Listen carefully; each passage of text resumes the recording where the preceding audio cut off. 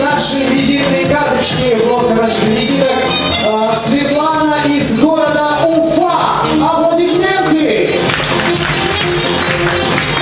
Я работаю в Доме дружбы народов, где у нас национальности 60, около 60, даже больше.